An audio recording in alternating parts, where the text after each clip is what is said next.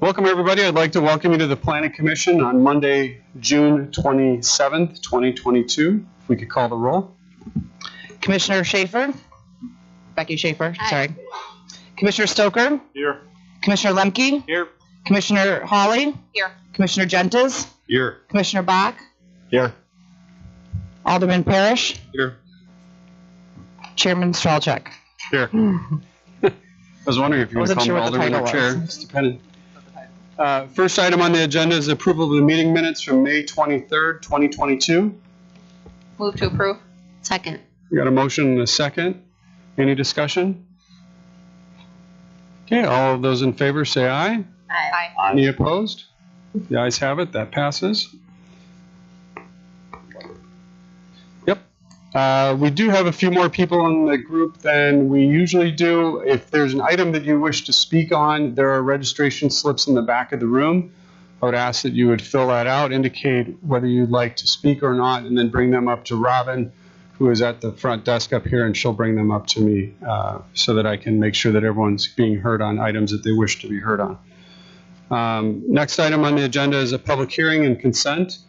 Coldbrook Design Incorporated for Brixmore SPEI LLC. The applicant is seeking a conditional use grant approval to allow for a restaurant for the property located at 10990 North Port Washington Road, Tropical Smoothie Cafe. Motion to open public hearing. Second. Got a motion and a second to go into public hearing. All those in favor say aye. Aye. Any opposed? We are now in public hearing. Anyone wishing to speak on this? Motion to close public hearing. Second. And a motion and a second to close public hearing. All those in favor say aye. Aye. Any opposed? Okay, we're out of public hearing. What I'm going to do is, that is a public hearing and then a consent agenda. So what I'm going to look for here is a motion on the next item of regular business, which is the consent agenda. We'll bring up all four unless somebody wishes to remove one from that group and discuss it individually. On the consent agenda, we have Peter Budnick. The applicant is seeking a fill permit approval to allow for 4,850 cubic yards for the property located at 11701 West Friedstadt Road.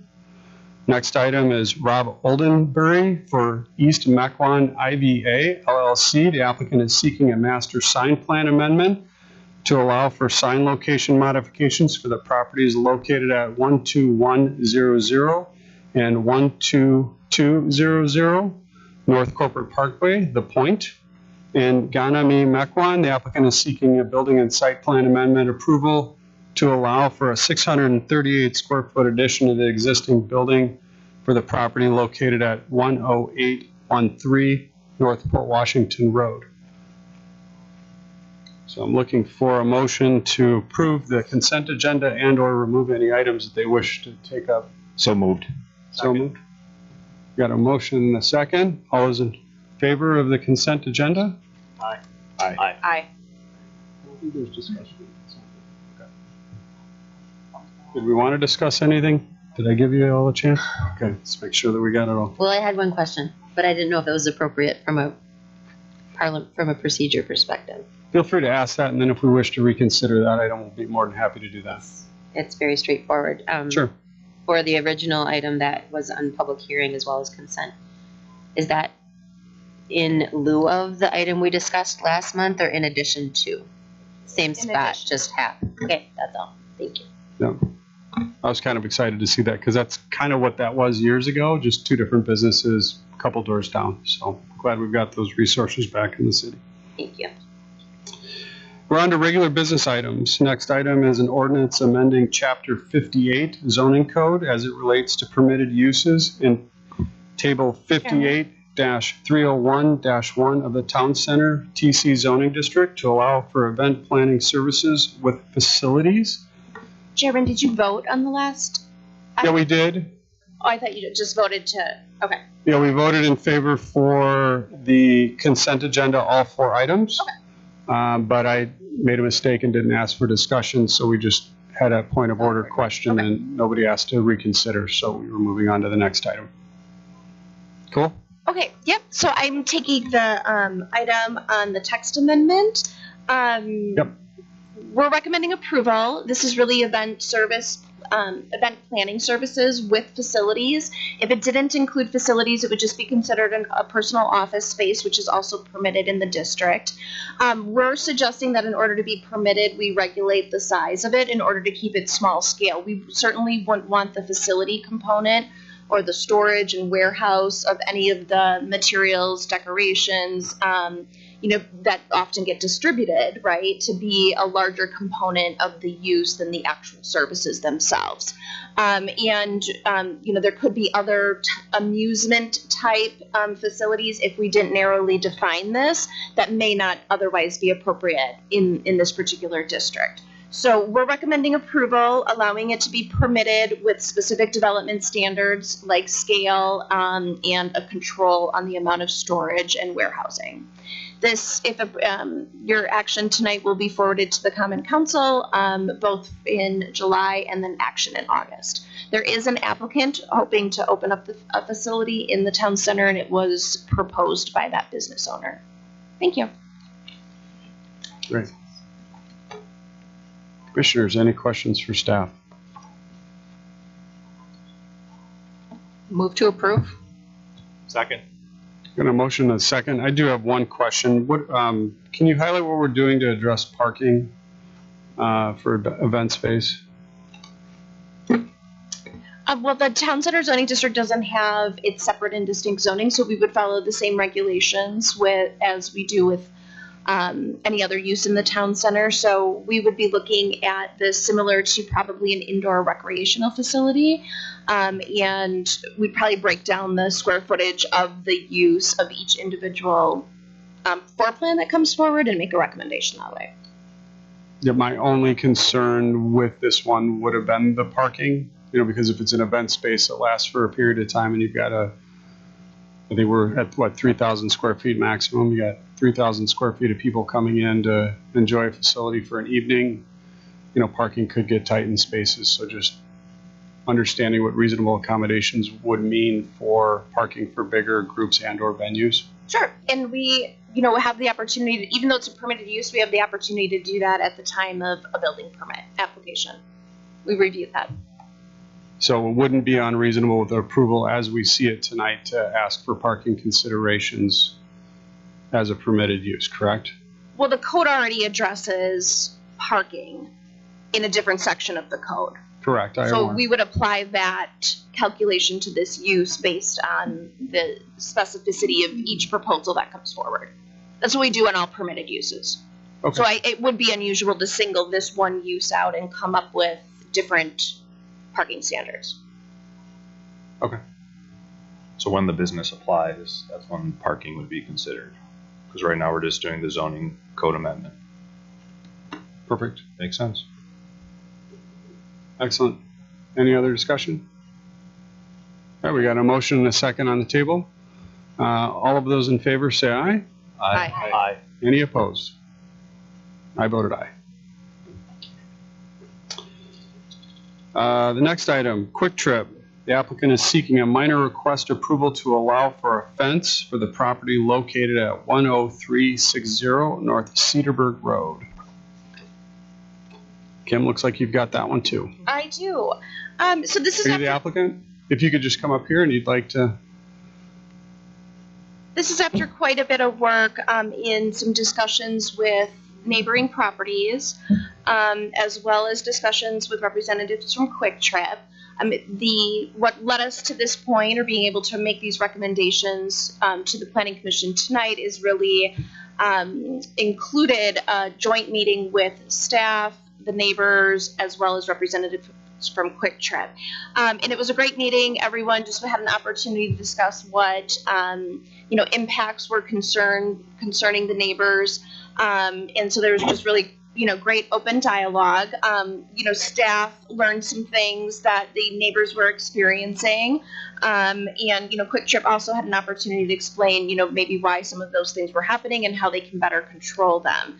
So the impetus for the application was really to seek the installation of a fence. About About 18 months ago, Quick Trip did install a fence. It was only about 6 feet in height. The zoning code limits fences to 6 feet in height, but it wasn't doing the job that it really needed to for the neighbors. And so that fence was removed and this application was made. So we took the opportunity to try to address all of the issues. As it relates specifically to the fence, we're proposing that the fence run along the east property line, but also turn the corners at both the northeast and the southeast corner to kind of control any debris that is traveling across the site. And those properties to the east, to the immediate east, are single-family residential neighborhoods along with the Milwaukee River just immediately adjacent to that. So the idea to kind of turn the corners and wrap those is to help prevent any debris from, traveling around that. The neighbors expressed an interest in a 12-foot tall fence. That was a concern of staff. I think we're still even concerned at, an 8 or 10-foot height as well because of precedent-setting nature. But we do understand the interest in having it a little bit taller. There is a grade a grade difference from the curb line along the east parking lot to where the fence would be located. I would say it's probably about 1.5 to 2 feet. That area of the site contains the vacuum area, which of course is an area where people are unloading all the garbage from their car, and there are oversized trash cans there. Quick Trip in the last year put additional trash cans out throughout the site to help control this. That area to the southeast also contains their large dumpster area as well as the car wash, and similar to the vacuum operations, the car wash area is an area where people, of course, are cleaning out their vehicle. The shed roof along as part of the car wash building is about 10 feet in height, so the car wash facility is taller than that. The dumpster is enclosed in brick and is about 9 feet tall compared to the grade of the parking lot. So I don't know if anybody had a chance to go out there since receiving the report, or if you can familiarize yourself with this just from being out there in the past. There is going to be some green space distance between where the fence is and where some of the more formal area of the site is located. There is also a natural buffer area that would be immediately east of where we would plant the fence. There is also a formal landscape area at the northwest corner of where the fence would be located, and I met representatives from Quick Trip out at the site to choose a location for the fence, and we kind of snaked it through, using 2 or 3 sections at a time of the fence to kind of snake it through some of the landscaping area, and then run it immediately adjacent to that east property line.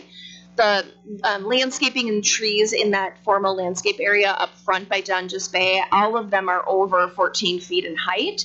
We're also recommending that fence drop a little bit in size or in height as it gets closer to the driveway exit and entrance on Dungeness Bay, just so it softens the look of it a little bit.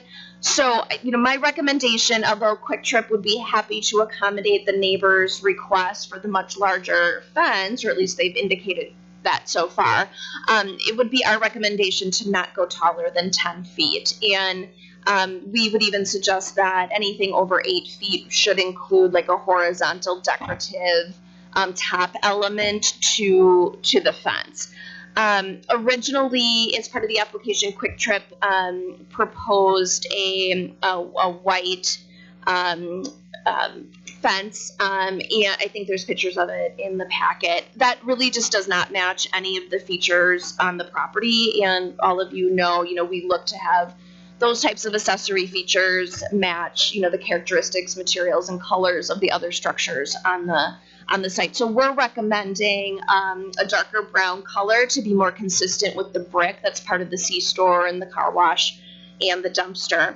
In addition, we listed a number of other improvements that'll be made to the buildings and to the site.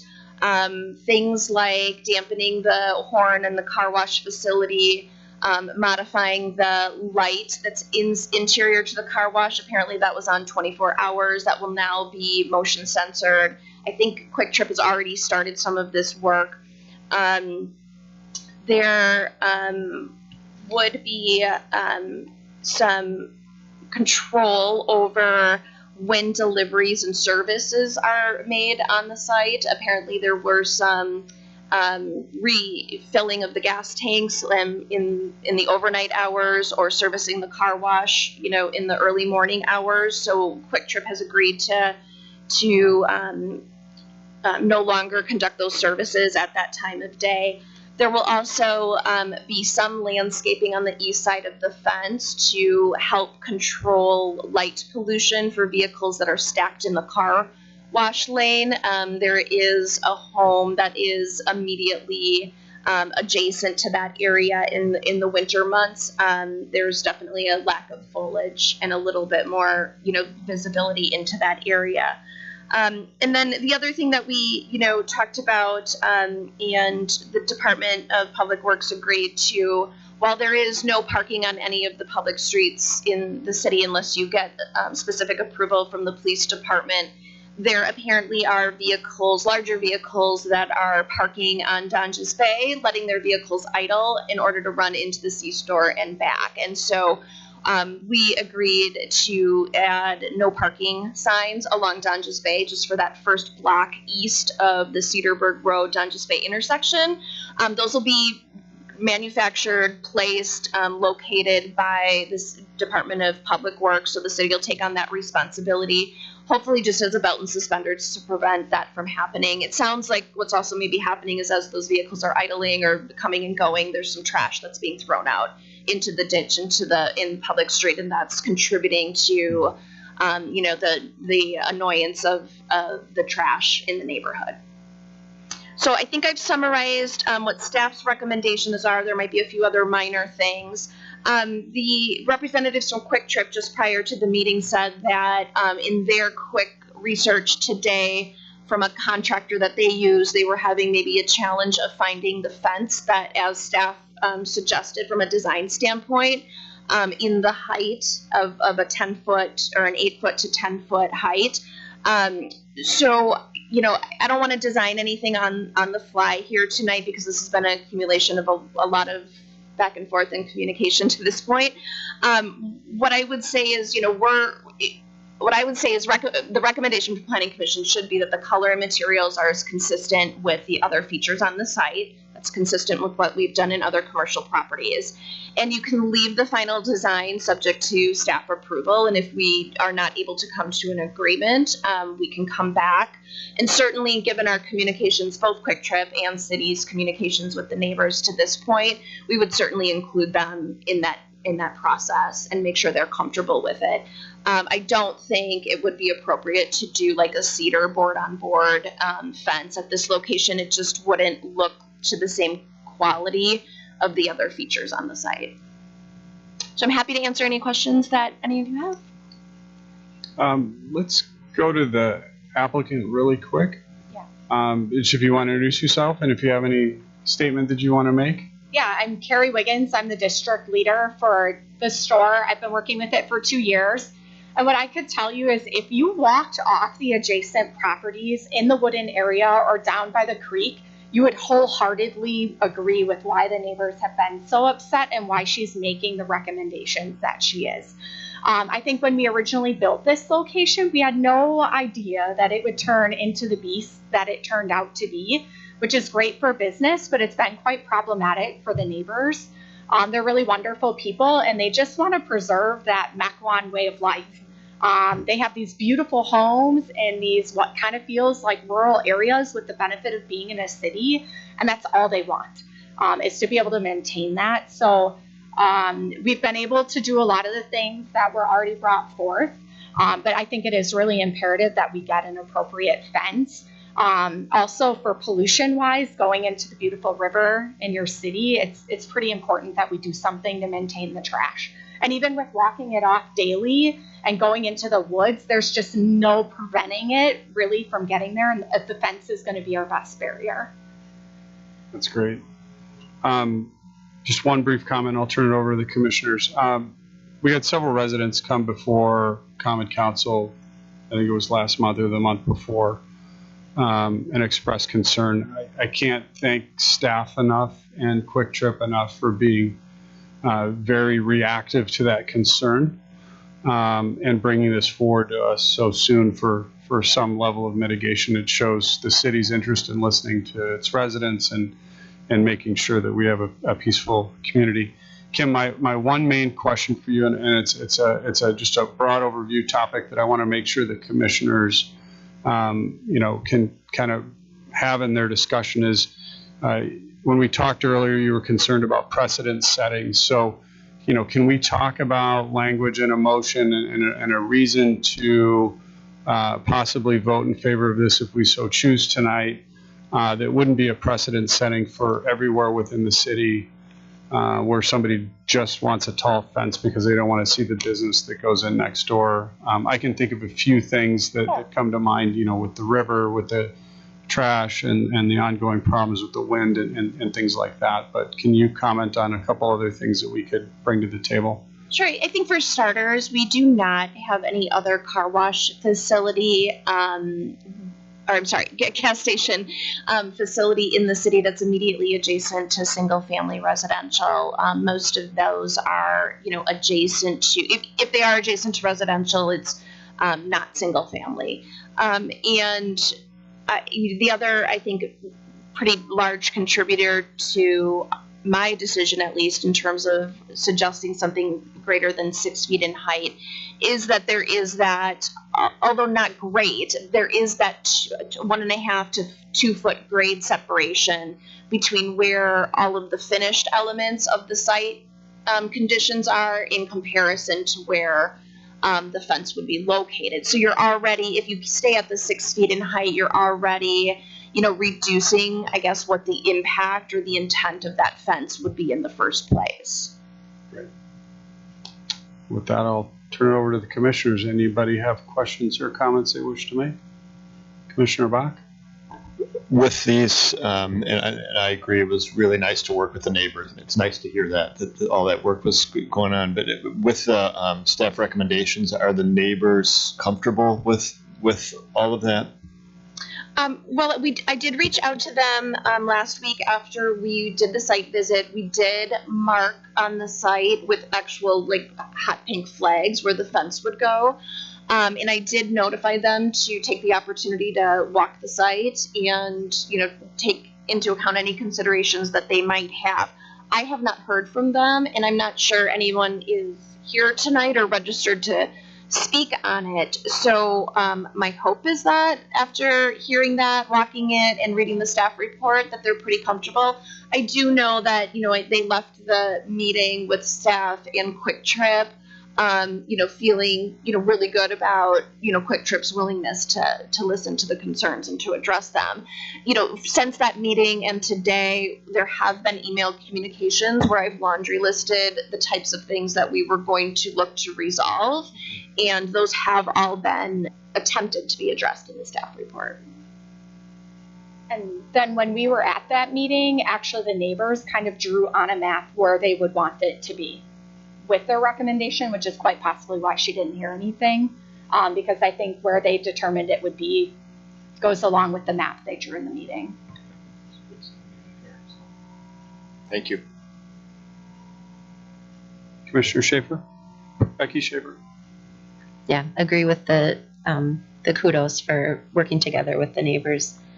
I would actually be in favor of the 10-foot fence in this case, and I was trying to think to Chairman Strelchuk's point about not wanting to set a precedent, because I never want to go out of the way to set a precedent, but I do think in this case, I think that Kim gave good context in the fact that the adjacent, so the new car wash being something we've already discussed and also adjacent to resident but not single family.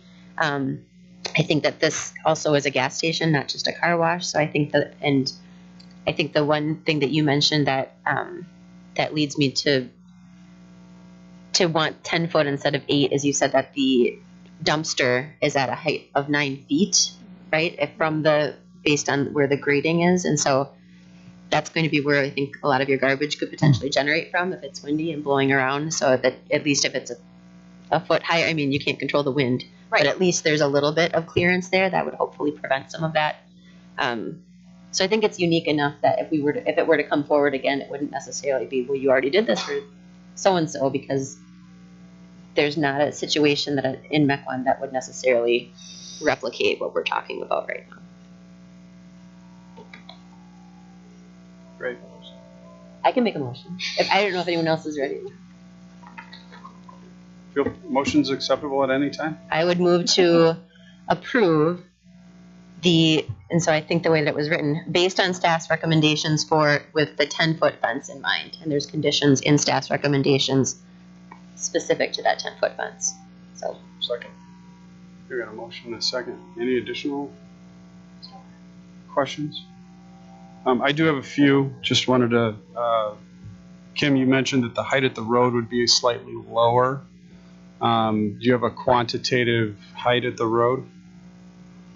I don't. I would say somewhere between 6 and 8, and maybe we go from the 10 feet and the next section is 8 or 6. I just don't want that area to look like, along the public street, I just don't want it to look like a sound wall. Mm-hmm. A complete barrier to that. 6 feet may not be adequate because as you enter the site where the fence is and that formal landscaping that I talked about, there's like 3 rows of varied landscaping, and the row that's closest to the curb line is actually also bermed up. And so I think we just want to keep that scaled appropriately, right? Like you could do 6 feet and then have this bermed area with 14-foot tall evergreens, and the 6 feet's going to look a little silly and out of scale. So you're comfortable working with the applicant, and the applicant's comfortable working with you to establish that height at road if we're leaving it variable at this juncture. Another question that I had for both you and the applicant, trash was one of the major concerns and themes that was there, as well as light and sound pollution and things like that. And I do want to highlight that, like, it is a gas station and it is a car wash, but as you remember, like the old PDQs of the day in the olden days, like early Mequon, you'd go there and you'd buy groceries and you'd buy everything else. And I think Quick Trip is all of that and more. So it's a convenience store, it's a gas station, it's a car wash, it's a multi-purpose. Like I can't go to a soccer game without having to stop there on the way back, or a lacrosse game, without having to stop there on the way back. So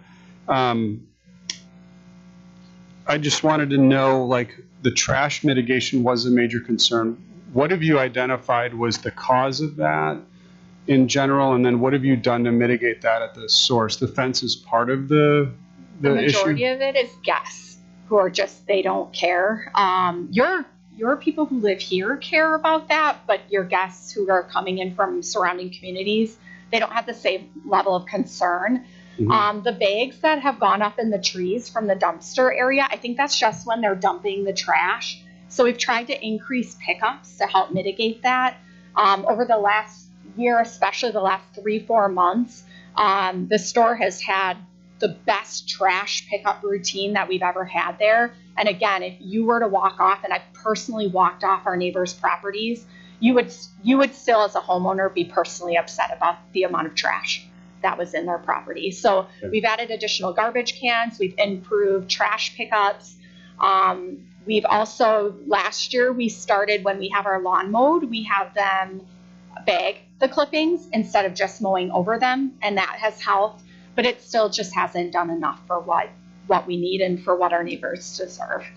And the refuse cans at the pumps, you're emptying those at a more regular basis and everything else. Yeah, they're around. Yeah, we do that. And we're not the ones who are dumping these things.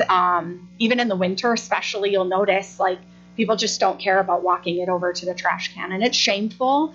But unfortunately, that's out of our control. Picking up the trash is in our control. But it's almost just too much to be able to do what the neighbors need. A nice fence with even some mulch underneath, it would just help contain it all in our property, so that wasn't making it to the river and to the neighbors. So I mean, we've done a lot of what we can change to try to make it better, but even with that, Zach still regularly walks it off and is like, this is more than what it should be. Okay.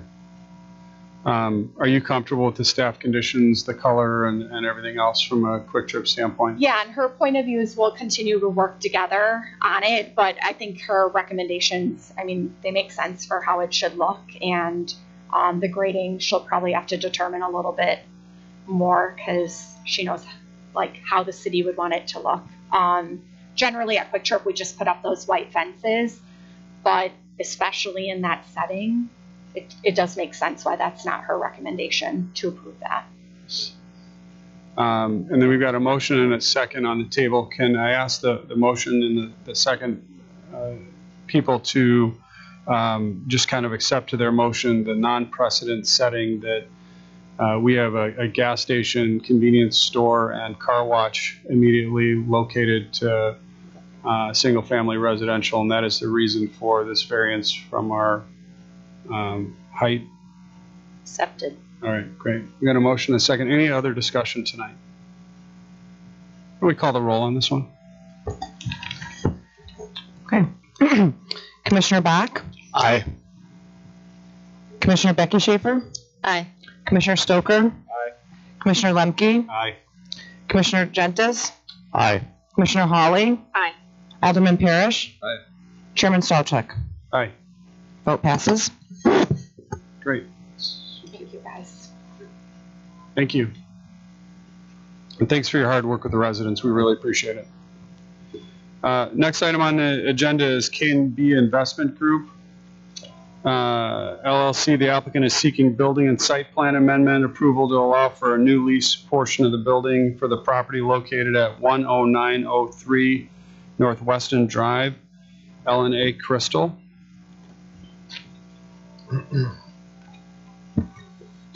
So this is somewhat of an unusual request. Our town center zoning district requires building and site plan amendment approval for any time a single tenant building switches hands, if it hasn't been done within the last 5 years. In fact, I think this is the first time we're actually invoking this ordinance section. So this is the LA Crystal site. This is right on the curve of the Buntrock Weston intersection. So they're looking to sublease most of their site to a graphic design firm, which actually is a permitted use in the town center.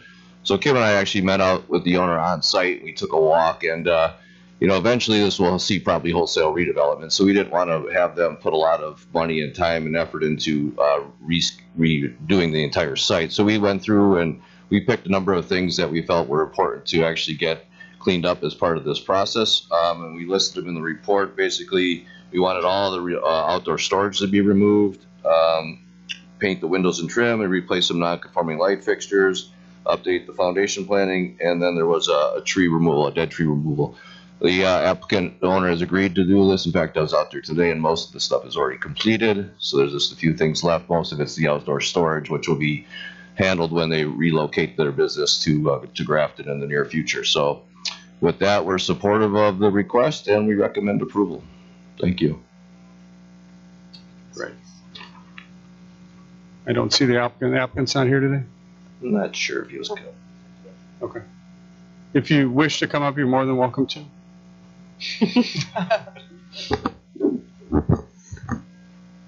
Just want to make sure you're included. Start beating on you. Yeah, there you go. Do you have any comments that you'd like to make, or No, just I think- here to answer questions as they come up? That's exactly, you gave us, we talked about, we met on site, there was a list of improvements. Those improvements have all been done except for the full removal of our outdoor storage because we're moving to Grafton. We were supposed to be moving to Grafton 6 months ago, but I think everyone knows how construction goes right now, so we're going to be moving in the next few weeks. Once we do, this facility is only going to be for office use for us, so all of the storage that's outside now will be in Grafton. So That's great. that's the last piece. All the aesthetic changes, touch-ups, landscaping, all were done. Dead tree was removed, stump ground. That's about it. Everything on the list is completed, I believe, other than just outdoor removal, right? Yeah, there's one question I have about the lights. We could talk about that later. Okay. So. Okay. I don't have any questions, and with that, I can turn it over to commissioners to either ask questions or make a motion. I'll move to approve. I would second. We got a motion and a second on the table. Anybody wish to Have any discussion or ask any questions? Okay, with that, all in favor say aye. Aye. Aye. Any opposed? Congratulations and thank you. Thank you very much. Next item on the agenda is Michael Perlowitz. The applicant is seeking preliminary plat, development agreement, and a specimen tree removal approval to allow for a new 7-lot conservation subdivision for the property at the southwest corner of Villa Grove and Friedstadt Road, the green of Mequon. What I'm going to do is I've got a couple people that are registered to speak, but I do want to get staff's overview on this prior to the residents speaking so they can at least hear what staff has to say before they come forward. So if we could just get an overview of what we're looking at tonight, and then I've got a couple people I'll be calling up. Sure, I have the plat up on the screen. This is a 7-lot conservation subdivision on Villa Grove and Friedstadt. I'm sure most of you are familiar with this. We reviewed the zoning change back in November. That was approved by Common Council in January. The 7 lots are served off a private road off of Villa Grove. There was a couple, we did discuss at the rezoning request regarding specimen trees. There's a number of them on the lot. The city forester did recommend the 2 trees on lot 4 to be removed because it impacts the house pad. That actually was ratified in the PUD. We just added the condition to the preliminary plat to have the condition regarding replacement or donation policy. So we're supportive of that. Everything else is pretty much similar to what you've seen before. They are asking for one exception that Kristen can handle with regard to the entrance island sizing, and I'll bring that up on the screen, and she can discuss that if you want to go into further detail on it. They're asking for a waiver to the size of that island. But other than that, we do recommend approval according to the conditions in the report. Thank you. Great. Is the applicant here? Does he wish to come forward and say hi? Now it is.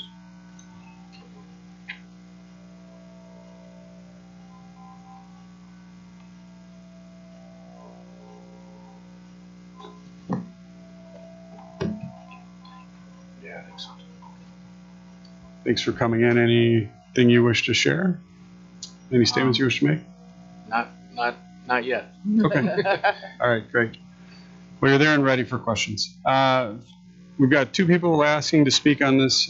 Wendy Porterfield from 3245 Oak Shore Lane. She opposes and wishes to speak. Wendy?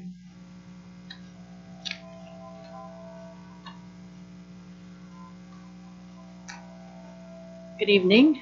I just have a few concerns. I've lived just upriver from Villa Grove Park for almost 30 years now. And Villa Grove Road is the first road barricaded other than Shoreland down near the Highland Bridge when the water gets high. I am concerned about how much fill is coming into that area. And the river, of course, coming up as it always does. I'm also concerned with the amount of boat traffic that has increased and the limited parking in Villa Grove Park, which is really a hidden jewel. I am surprised that the city of Mequon didn't increase their river park, if that was possible, but I don't know what the bottom line there. But 52% of kayak sales increased during COVID, and at my house, 15 minutes don't go by that I don't see 3, 4, 5 kayaks going up the road. These lovely homes will have boats, I'm sure, and just their trailers and cars alone will take up all the parking at the park. I just think allowing this to happen is making 7 people very lucky, and many others not having access to that. It's unfortunate. So that's all I have to speak on tonight, and I felt I should speak my piece, and thank you. Thank you, Ms. Porterfield. Next person registered to speak is David Schlageter. He is questioning whether he's opposed or in favor, and he does wish to speak. Yeah, I'd like to speak. I actually don't oppose this development overall. I mean, I just want to see them do it right, and that's kind of why I'm before the planning commission so that we could plan this out, because I'm a little bit concerned even for the developer that and I brought this up the last time, is Villa Grove Road is not really a road. It's a paved piece. It is not wide enough for the pedestrian traffic. It's not wide enough for 2 lanes. So that road, I feel like, should be addressed before we start building there. The other 2 things that I brought up in the past is all the water from the River Club goes underneath Freistadt Road and comes out between lot 2 and 3 onto that property. So if we build on that property, all that water, hopefully it doesn't go west towards the homes that I'm in, is going to go east onto the road and flood the road. And that road does flood to the floodplain. So you're looking at moving that up to the entrance on that road. Again, making that road impassable to people. And I assume if you look at this property, it's below Freistadt, is you're going to bring in fill. And I just saw you approved a fill permit for 5,000 cubic yards. I'm guessing this could be 20,000. Again, once you bring in fill, where does the water go? So my concern too from the property, removing the trees, if they clean up that property, I'll be happy. If they want to get rid of all the dead ash trees, I'll be happy. I assume the city's going to make them plant trees because we're a tree city. But I would really like to see the planning commission deal with, and even the developer look at, what are they going to do about Villa Grove Road, and what are you going to do about the water? The last couple times it's come up, it's like, we'll deal with that later. You know, when they come for a permit, we'll deal with the permit for fill at a later date. We'll deal with the flood water at a later date. Well, if I'm the developer and I spend $1 million on this property, 2 years from now, I don't want to show up and go, you can't put any fill in. You know, when all the neighbors start protesting that the water is going to come into our yards. So again, I'm not against their development. For me, it's probably good for my home value and all that. I'm just worried about, there is a lot of water. That area floods. I've lived here for 35 years. I can tell you exactly where the water goes on that line, and it goes above the floodplain. Yep. Thank you, Mr. Schlageter. I forgot to tell you, he's at 3827 West Freistadt Road, so for the records. And with that, I will turn it over to commissioners for questions. Commissioner Stoker. This is more for our engineering department. I'm assuming this has gone through all of the proper engineering channels. Can you speak to this flooding and specifically to the water that is currently going between lots 2 and 3? How are they managing that? Is it via ditch? Is it going to be, what is the plan for that? So they cannot block drainage, so they will have to otherwise incorporate that into the site. So they do have a series of, Jack, does that one have the stormwater? I don't know if you have one with the... No. Okay. So they do have a series of stormwater facilities that will otherwise be used to address it, but the water will have to follow the overall natural drainage pattern and not block or otherwise redirect the water. And I'm guessing that post-development, it will be in better shape than pre-development. They are... Post-development is now. They are required to release at a rate equal to or less than what it is currently pre-development. And then I guess in regard to floodplain, the floodplain line is shown on here. Pointer's not really working that well, but the dashed line on there is the floodplain line. And coincidentally, right now, Sewer Pack and DNR, we're looking at modifying the floodplain maps and updating them based on some modeling that was done on the Milwaukee River. For the most part, it's stayed the same. There are a little bit of increased areas, but it's less than a half a foot in most areas. So I don't see the floodplain line changing here to a point where it would impact any building pad. And then my second question would be regarding Villa Grove Road. Does the city have any plans for that road? Well, that's our esteemed city engineer again, so I can let her have that. It is not currently part of the plan to be otherwise improved, but we review that annually, and all of the public are welcome to attend and comment. Thank you. This is it. So I've definitely got a couple questions. A few people reached out to me either via email or phone prior to tonight's meeting. So the watershed was one question. Kristen, welcome back. What I'm looking to understand is that would be directed through sites 2 and 3 as it's currently designed.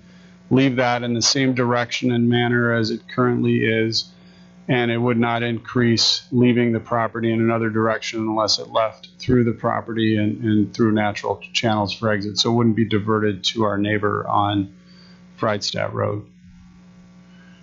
And how do you quantify that now versus later? Sure. So again, the ordinance requires that the release rate post-development is equal to or less than that of what it is pre-development. So that is exactly how we quantify that.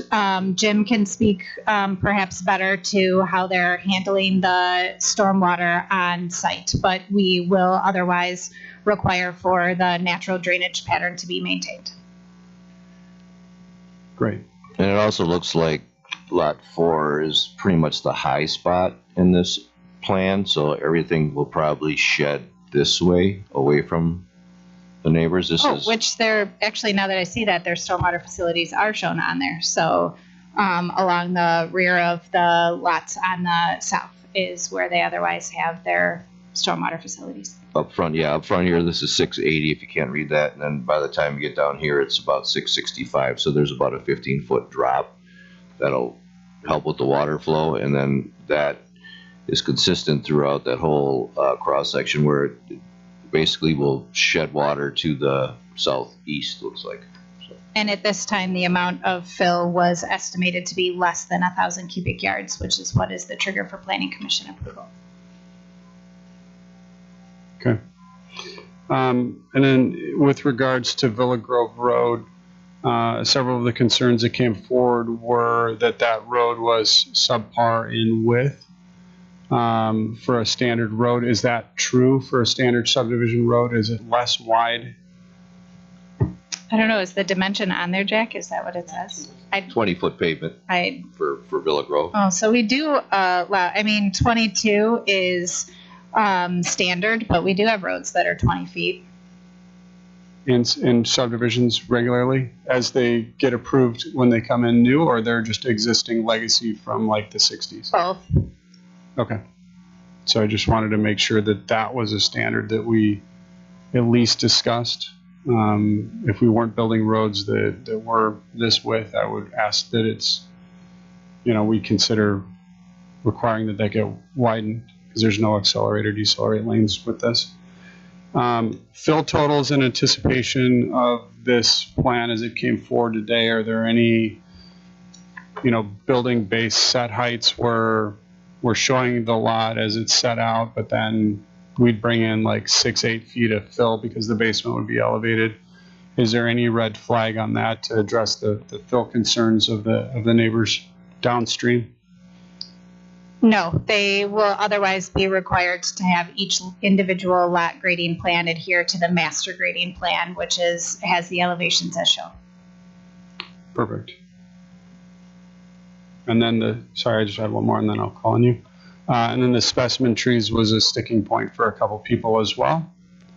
So if we can talk a little bit to that and where that discussion was with the first time they came forward. I know that there was we discussed that at the PUD in November, and basically we wanted to get ahead of it because we knew there were a number of specimen trees out there, and so at the time, if the commissioner or the council had an issue with it, we would have gone back and had them redraw the plan, but it was again adopted as part of the PUD that the 2 trees you see on lot 4 are allowed to be removed. Everything else has to remain as is. I think that's already ratified in the PUD, and I think this approval only basically, again, includes the language based on the replacement value for the site or to donate to our tree fund. Okay, that'd be great. Commissioner Becky Schaefer? Okay. Kristen, I think the difference to me about this road is that we're calling it a subdivision road, right? Villa Grove Road is but it's really like a path to a public park. And to the point of the residents, I also live in that area, to the point of the residents who spoke, the popularity of that park has increased exponentially since the pandemic. And so there is a ton more traffic, both boat traffic. So if you think of 20 feet, and of course it's not all the time, but it is frequent enough that there's pedestrians, bikers, people with trailers all trying to use that road. I have concerns about just the sheer volume of traffic, and then adding, 7 homes, again, it's not a lot, but it's all incremental. So you just keep adding and adding, but the road's not getting added to. It just continues to stay as it is, which is already, in my mind, kind of insufficient for the amount of traffic that goes there. I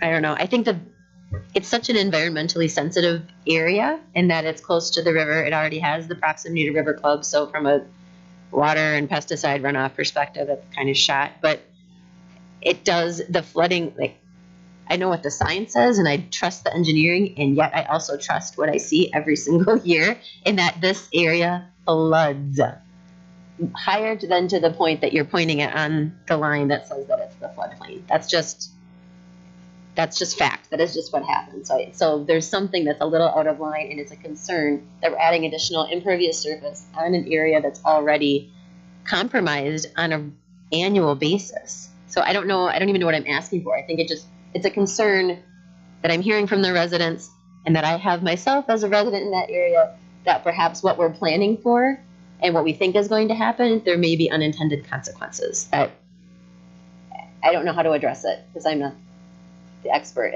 So this is a little more, I don't want to say an unfounded concern because I feel like it's founded, but it's anecdotal and it's observational, and yet it's fact. Like the water there, and it has gotten actually, I would say, worse. I don't know, in the last couple of years. I don't know if what the River Club has done has changed something, but I think that the point at which the water comes up on that road in the spring continues to creep closer to the entrance of that subdivision. I would just add that, we base that on the data that is given to us from FEMA and DNR. And again, they modeled this in 2007. They're modeling it again right now.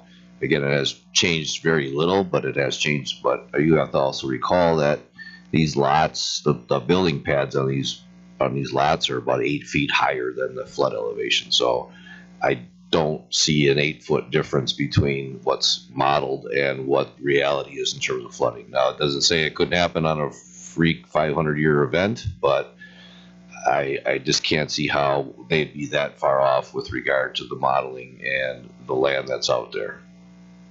I think it's going to look very much like the river estates, where they're kind of like this, right? That's how the building pads are, and then the water runs off in between. So it's going to be like little. I think this will be pillars. a little less subtle because it's not necessarily up from the road. So I think it'll be a little less subtle than that. More subtle or less subtle? Or more subtle than that, less impactful, more subtle, I think. And I think these are smaller lots than those as well. So I don't think you're going to see the size of homes on these pads that you did there. Any way to move that building pad north on lot 4?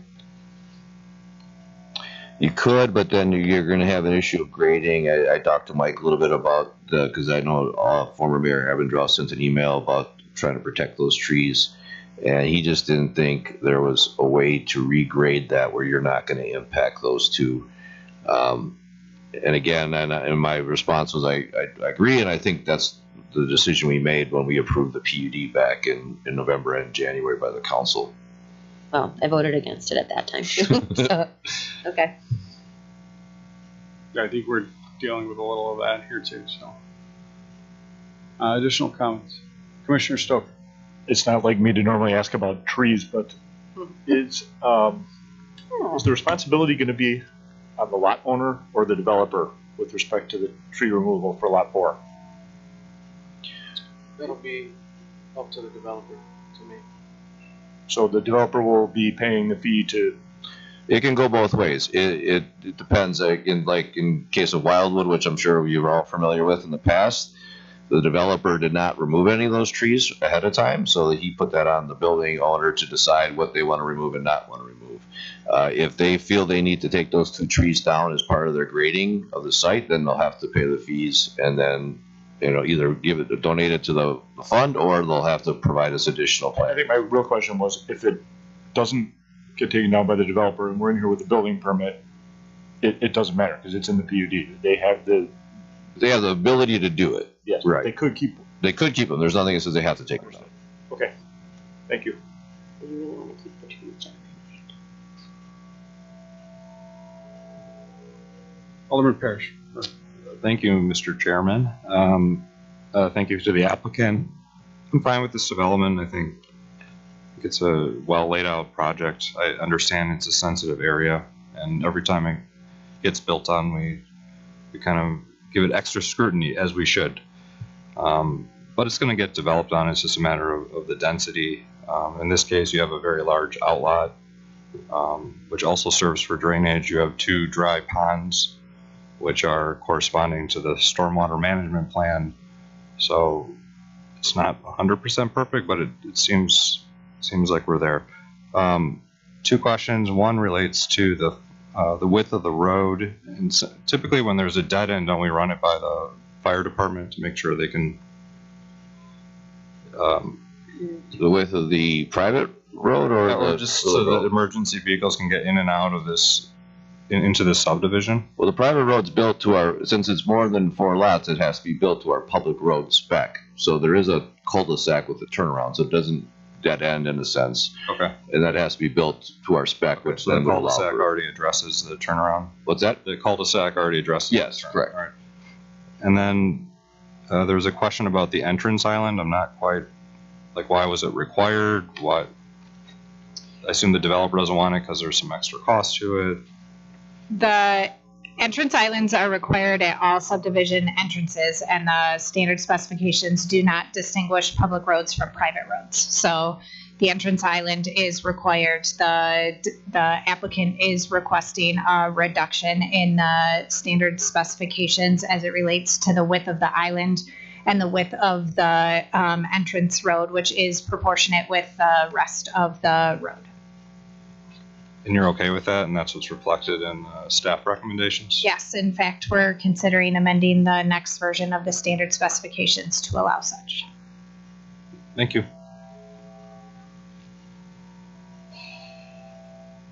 I'm just looking at conditions on the island.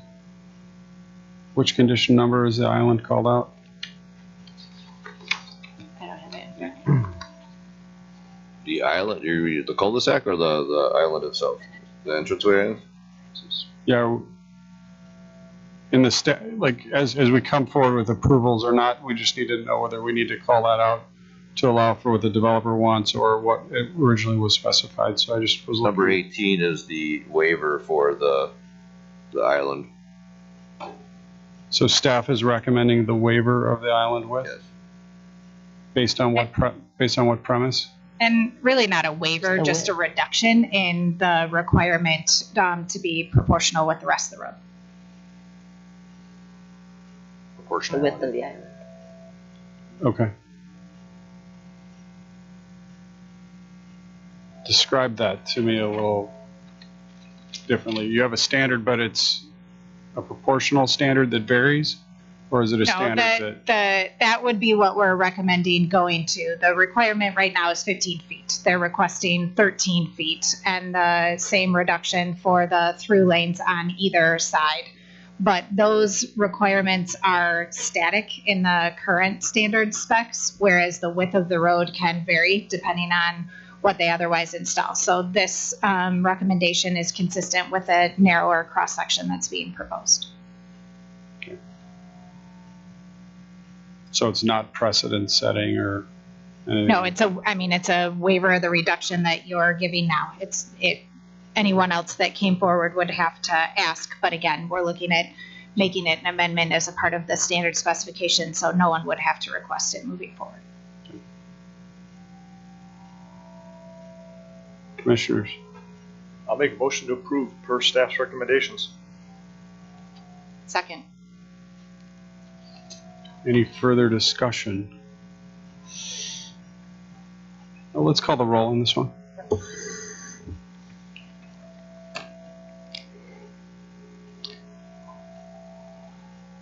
Commissioner Bach, Aye. Commissioner Gentis, Aye. Commissioner Hawley, Aye. Commissioner Lemke, Aye. Commissioner Stoker, Aye. Commissioner Becky Schaefer, No. Alderman Parrish. Aye. Chairman Strelcheck. No. Vote passes 6-2. The motion passes. Good luck to you. Thank you. Next item is a policy item and an ordinance amending Chapter 58 of the Mequon Municipal Code as it relates to stormwater facilities, maintenance responsibility, and green infrastructure. This is an exciting topic. I know, speaking of stormwater. We have a proposed amendment that addresses two different things. Stormwater facility maintenance, as you, I'm sure, are aware, our MS4 permit, which is regulated by the EPA and administered by the DNR, requires that the city have a certification program for its stormwater facilities.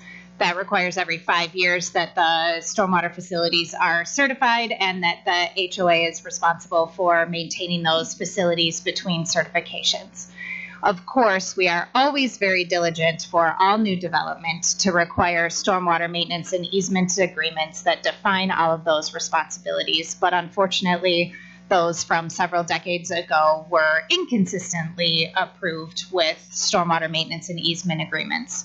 So while we feel that the ordinance provides the requirements in place, unfortunately, in administering some of these certification requirements, the legal responsibility has fallen on those lot owners on which the stormwater facilities exist. So this ordinance essentially corrects that and would otherwise apply that in the absence of a homeowners association, that the responsibility is equally shared by all lot owners within the subdivision. While we were doing an amendment, it was also an opportunity for us to catch up the stormwater ordinance as it relates to green infrastructure requirements. 2 years ago, MMSD implemented some green infrastructure requirements for the addition of impervious surface between 5,000 and less than a half acre in subdivisions where there isn't an existing, well, actually it doesn't have to be in a subdivision, for developments that are not already under a stormwater maintenance and easement agreement. This proposed update just includes the pass-through of those requirements, which we are otherwise required as a MMSD community to administer. And it also addresses a reduction in the drainage financial guarantee. Right now, the drainage financial guarantee is really intended to be for subdivisions or larger developments. And we've been passing that burden through to what's really at this point been single-family homeowners that are required to post that drainage financial guarantee.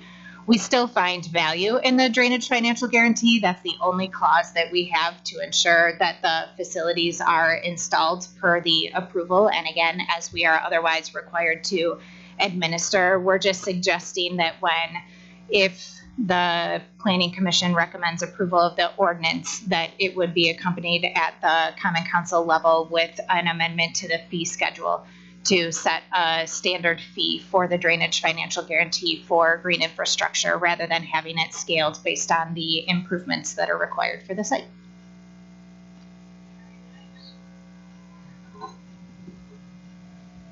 Commissioner Stoker. How many of these old HOAs are we looking at that we really don't have control over?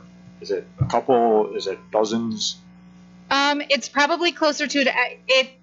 It's less about the ones that we don't have stormwater maintenance and easement agreements for, and more about those that are willing to do so, or those that all point to the homeowner where the stormwater facility lies. So we have a legacy of at least 7 that we've struggled to otherwise get certified, and at this point, the responsibility is falling onto single-family homeowners. Wow. And when you say that, that assumes that we're enforcing something, because I'm guessing these single family, those in the cases where it's the single family bearing the brunt of it, they probably didn't even know. Correct. So the program, well, since I've otherwise been there, has come through 2 certification cycles. They're every 5 years. And so we've now been through all of the subdivisions.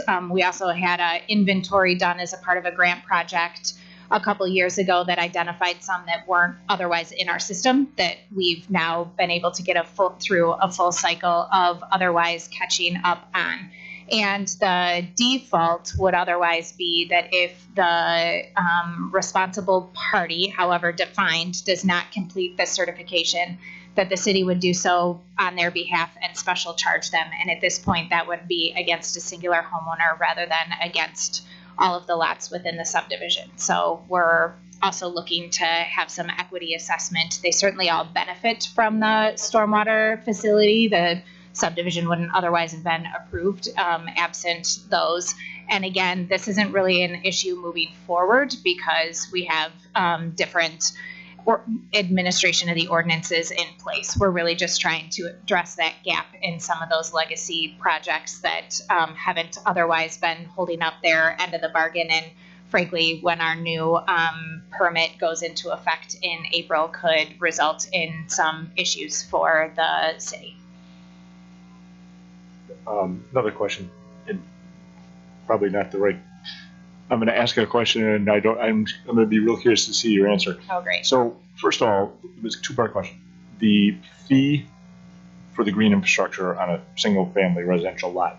Any idea what kind of fee that's going to be from a dollar standpoint? We're going to go through and do an analysis. So we had included the range of what we've seen to date, and that's been anywhere between $4,000 and $16,000. So what we're trying to determine is whether we'll have a scaled rate so that, you know, those with more green infrastructure should in theory have a larger drainage financial guarantee. Really, the problem right now is that MMSD and really green infrastructure in general, there are plenty of tools available on the internet. It does not require a registered engineer, but right now our drainage financial guarantee does. So we're otherwise obligating people to really hire an engineer just for a cost estimate because they really don't need it to design the green infrastructure. But absent engineer completing a cost estimate, there's less of an industry standard in terms of trying to determine what the cost is of the installation, which is why we were suggesting going to a flat fee. So we're going to do a little bit more analysis based on either the amount of impervious surface or the size of the lot to determine if maybe there should be kind of a scaled version of the fee, but that it would be less than what is otherwise required, but still enough to make sure that everybody installs what is otherwise required. So my question is, and just so you all know, a 5-acre parcel, one single family home, called a 3,000 square foot ranch. I'm not talking about a 13,000 square foot mansion. And a 125-foot driveway is now going to need to spend tens of thousands of dollars, and that's a fact. Those are real numbers. We had to hire an engineer. I'm going through it for a second time in Mequon now for this green infrastructure. This is absurd, and it's ridiculous that we're putting this on our residents. For a 3,000 square foot home and a driveway, you're exceeding the amount of impervious material. So if there's a way we can get it without having to go through the engineers, that's a huge step in the right direction, and I would be super supportive of that. Rain gardens are great. If there's ways we can increase the impervious surface allowed. But I've got a case in Mequon now. It's going on a 10-acre lot, a 4,000 square foot house with a 125 or 140 foot driveway. It's not going to make it. It's just crazy, and the costs they're real. I mean, we're not talking about telling the customer it's going to cost you $1,000. First of all, they got to have the engineering. Then they have to spend the money to fix the problem, and it can literally be tens of thousands of dollars. So it's crazy to me. On a 10-acre parcel, I'm building a 3,000 square foot house, and you're going to make me for green infrastructure, which, of course, I know there's certain people that are more pro green infrastructure than myself. The consequences and the costs that are going to put into these, And if there's someone in this room that can tell me that a 3,000 square foot house with a 150 square foot driveway on a 10 acre parcel is causing any problems to the environment, I would welcome the challenge. It's ridiculous.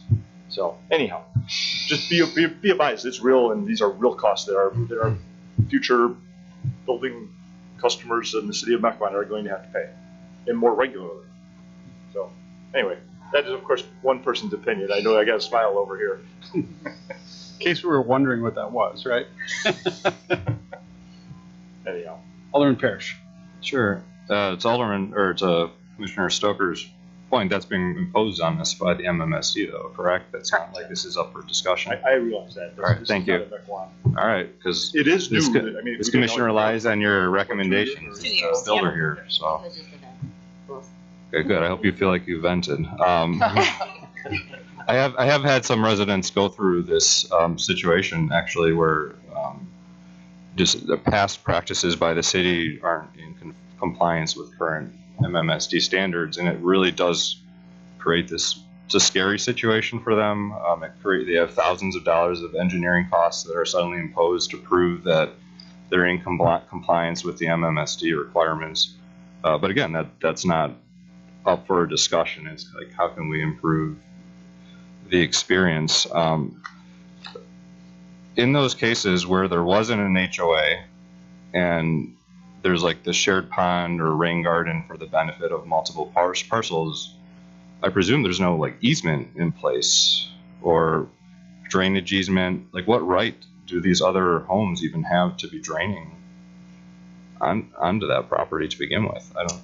This is where the city attorney loves when I say, I am not in. Yeah, this is just it's really messy. It is very messy, which again, we have had the benefit in several, in fact, I think it was tonight. Yeah, so another example is the approval on the consent agenda for the addition of the daycare. That's actually a site that has stormwater facilities but does not have a stormwater maintenance and easement agreement. And tonight you approved as a condition of approval that they now be required to have one. So we are otherwise trying to take opportunities where there aren't ones to work with property owners to get one, so that we're otherwise addressing it. This ordinance would just otherwise address either those that we haven't had the opportunity to, or those that don't really have a reason to at this point.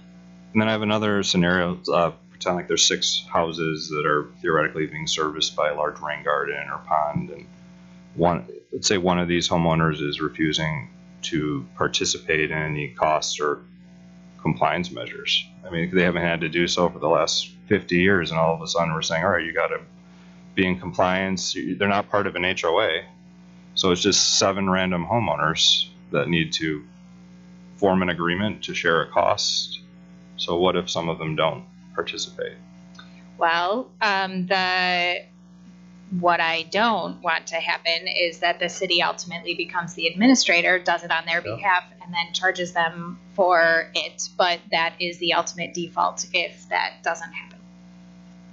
Them and it, can you clarify what them meaning all 7 homes, or them Correct. meaning the single home? No, Okay, with the ordinance change, it would be all 7. Absent the ordinance change, it would be 1. But theoretically, if the one homeowner who refused to participate, we would just say, fine, then you need to go install your own rain garden, right? No, we would do it on their behalf and then special charge and add it to their tax bill. Okay. No further questions.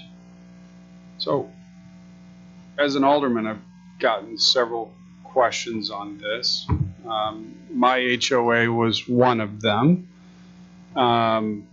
This came up where we had the ordinance in place, but we weren't following up on the inspections as regularly. And I think it was about, 4 or 5 years ago, we reminded everybody that this was a requirement because we're having water issues in the city that didn't seem to be addressing. So we were reminding everybody that these stormwater retention ponds needed to be recertified and going through that whole process. And I had several people reach out. I had one guy with literally a dry spot in his backyard that would fill up maybe once a year, and then be dry the rest of the year. He was required to get it recertified, and it was thousands of dollars, and it was ending up on him to do it. So it is a real problem within the city, and it is something that, you know, definitely, like, we do need to address. My premise for this entire thing and things similar to it, if, you know, we just approved a 7-lot HOA, you know, 7-lot subdivision with stormwater ponds in it tonight. Recertification of our 2 ponds in my subdivision, I think, was $4,000 or $5,000. So they're real expenses that do come up on a regular basis, and to have that, and that's with no correction being required. We had to get rid of a couple muskrats and do a couple things, you know, legally trap them and get rid of them so they weren't depleting the banks on them. But they're real expenses that could really end up on one person. So, you know, I'm glad to see this. I guess my question for you is, if a subdivision going in is required to have a stormwater detention pond as a subdivision, why in any circumstance would it land on a single resident anyway? You know, they weren't the house that decided to put the pond in there. That was a requirement to build the subdivision itself. So can you answer, like, where that difficulty is coming in for those residents that have reached out to me, and would love to hear the answer tonight? Well, again, absent a stormwater maintenance and easement agreement, and if it wasn't constructed in an outlot and it is legally on someone's lot, then there is no other recourse. I mean, again, absent something else that gives us the legal authority to share that responsibility amongst multiple properties, we don't, which is why we're presenting this ordinance to otherwise allow for such. Okay. That's Commissioner Gentes. Yeah, that's where I was kind of mulling this over and thinking, how is this going to play out? It almost sounds like Alderman Parrish referenced eminent domain. I'm drawing a blank on the concept, but the concept of a regulatory taking, in effect. It's already there. I mean, we're not taking anything. We're just sharing the responsibility that is already obligated for the stormwater facility. What I'm wondering, though, is to the point that Commissioner Strelchik made, if you've got an existing subdivision with stormwater facilities in that subdivision, presumably there's the documents that govern that subdivision. That's where we're saying there's not. And so how many existing subdivisions are there where there isn't a HOA agreement or an association in existence that is regularly meeting and addressing issues like recertification of the stormwater facilities that are meeting? That are not. Oh, well, I know of 7 to be off the top of my head, but again, there are plenty that don't have HOAs that do just find a way to all work together and equally share the cost. So we're not really requiring the formation of an HOA. We're just requiring the responsibility to be evenly split amongst all of the benefiting properties. And the city attorney has weighed in on this as not subject to litigation? The language was generated by an attorney, not by an engineer. So I just question whether there isn't an opportunity for some. I see why we're doing it. I think it makes sense to spread that cost. It's equitable, but I'm not sure that. I'm just questioning whether the city ultimately has the authority to force that issue on people who are private landowners at that point. There may be holdouts that's an issue for them, but I'm seeing the risk for litigation here that may be another unintended consequence that we're not. I guess I'd like to know that issue's been addressed. The concern about we can be sued for anything, unfortunately. Right. It's not a question that we can answer today, but I think it would be good for the common council to be advised as to those types of issues by the city attorney when this comes before the common council. He drafted the language, so we've had this issue. We've been working with him on the 7 legacy ones that we otherwise had, and this is the method that was recommended to be able to address those. What's really interesting is some of our stormwater management for some new subdivisions are requiring each lot to have rain gardens on them. For example, Ranch Court and Mequon had that. So when I bought those lots in there, it was up to each individual homeowner, and I went in and changed the deed restrictions in the subdivision that it was an HOA issue, because you'd have 4 different homeowners at different times having to have different inspections. So there's easements on each lot for the HOA to go in and inspect those every 5 years, and you put it on burden on the HOA. Right, that's what I expect to see. That's the only way to go. I mean, from a maintenance standpoint, to try and Well, we have other subdivisions, including 2 recently, that were approved exactly that way, that the road itself did not meet the threshold to otherwise require stormwater management. So they are making one green infrastructure facility for the road, and then otherwise requiring each individual property owner to address it at the time of construction. And that's what, again, I was for individual owners versus make it the HOA. And one of the challenges we have, because I think in Mequon is HOA last 20 years or 25 years. What happened after 20 years when they, these people are going to have no idea. It's going to be a third owner. They're not, yeah, I understand there's an HOA fee when I move in, and then 3 years from now, the HOA doesn't exist anymore. They're probably thinking, oh, I don't have to spend that $1,300 or $1,500 a year. And then there's going to be a day when these HOAs expire, and I know several of them have.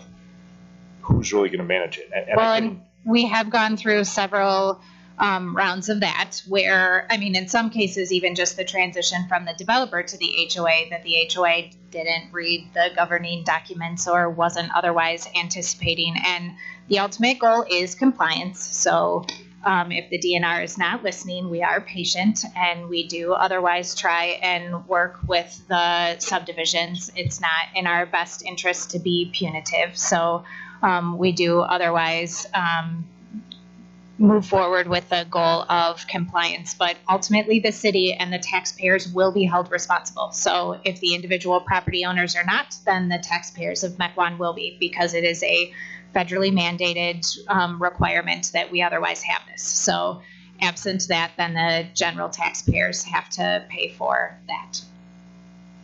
Wait.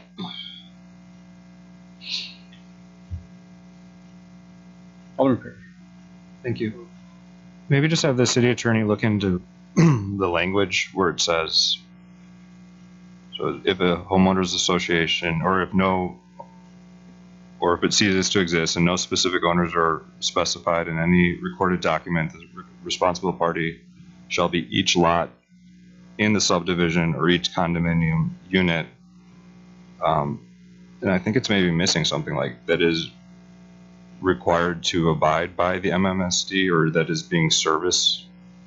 Yeah, so unlike green infrastructure, this has nothing to do with MMSD. I can where do you define the bound? Because that says every home in a subdivision would need to contribute to that cost, but wouldn't it be those utilizing the rain garden or the ponds? Yeah, so the subdivision in this case is a legal term that would actually reference the legal document that was used to create the land division. That's why it also indicates condominium. So they're speaking to those legal documents that are included in that it would be split amongst all of the lots within that subdivision or that condominium. Or obviously in a condominium, it's a unit owner, then not a lot owner, but. Christian, how do we handle, or how would we handle a situation where we've got a smaller subdivision, maybe 5 to 7 lots, or a 10 to 12 lot subdivision, and you've got one person that's just not contributing to HOA? And if they can't afford... The HOA's problem to otherwise address. Yeah. And if they didn't do that, when the city just go in and just assess? at that point? Like, do the If work they- and then charge everybody in the subdivision equally?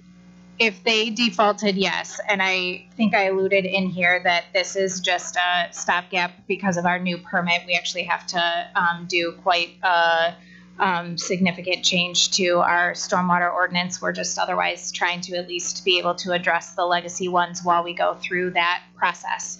But the proposed language would actually assess not only the fees but a penalty, because we don't want there to be an incentive for homeowners to default and not do anything and have the city do it on their behalf. We are not staffed, we are not able to handle, and we would not be cheap. And so it will be disincentivized with a penalty in addition to that, to try to ensure that whether it's an HOA or just a group of lot owners, that it is certainly in their best interest to work together to find a way to make it work rather than just default and have the city have to do it in their place.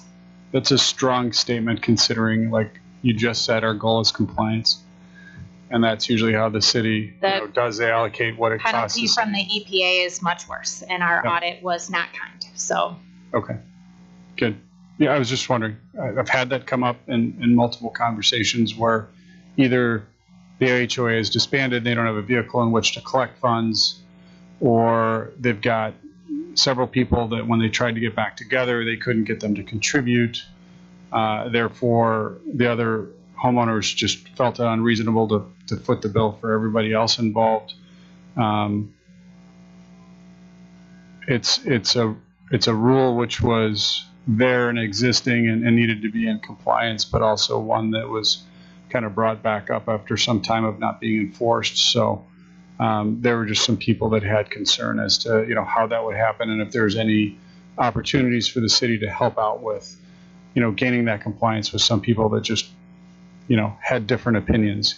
A small 5 to 7 subdivision HOA suing 2 people who don't want to pay and want to run it through the courts typically is a lot more expensive than just writing the check to do your stormwater maintenance, on your own. So it's unfortunate that people in buying a house plan on that dollar amount, and then there's no vehicle in which to have any assistance from the city. So. How was all this communicated to the residents and homeowners associations and these changes so that you can be kind of proactive on some of this stuff? Well, again, now we're great about doing so. We have stormwater maintenance and easements agreements that are recorded against the title for every single property. So anyone that does their due diligence would otherwise be made aware of the requirement. The stormwater management plans are not only approved by the city, but also by MMSD. And those are also available to otherwise do so. The certification, unfortunately, will really vary based on what facilities they have. If there's one single pond, then typically that would be less than if there are a series of 17 rain gardens that are otherwise used. So that is a consequence of how the developer ultimately constructs the subdivision to begin with. But typically, at the rate that we see most developments develop, there is a progression between where the developer is initially responsible before that transitions to the HOA. So unlike what happened in the beginning of the administration, most HOAs should be well aware of what the cost is long before the certification is due. So they should have 5 years worth of dues to collect that $15,000 to $4,000 from all of the lot owners within the subdivision. So it's not as though it's, a 1 year, one-time thing that sneaks up on them. They should have plenty of time to otherwise budget for it. And again, we went through cycles where they didn't, and it was the first time, and it was a shock to the system, and it was large dollar amounts for real property owners, and we did what we could to work with all of them. But that is not something that anyone in a modern subdivision can otherwise claim. Yeah, Kristen, what do you need from us today? A motion to Yes. recommend to the council? Yes. As shown. Any additional? Yeah, I think we've talked about it. We've expressed our concerns. There's nothing that we see. I'm not hearing anything that we're seeing that we can change in what we've seen, or anything that we have wording to change. the city attorney does, just in case anyone doesn't know, approve it as a matter of course before it gets to the council. Okay. So I guess what we're seeking is a motion to recommend to the council as written, unless there's changes you'd like to recommend.